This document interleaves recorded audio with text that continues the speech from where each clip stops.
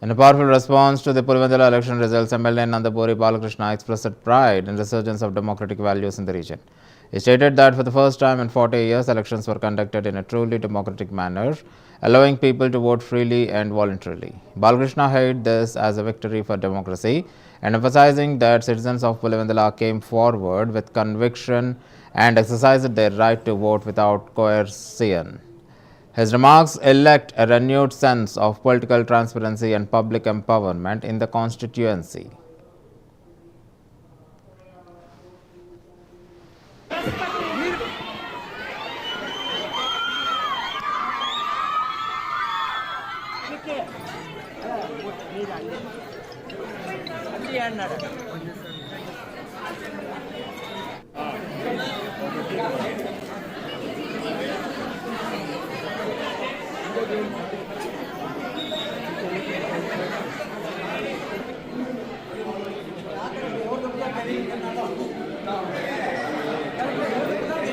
ఇన్నేళ్ళు 40 ఏళ్ళు ఎక్కడ ప్రజాస్వామ్యం జరిగింది అన్ని వాళ్ళు అంటే వైసీపీ ఆరోపిస్తుంది కదా సార్.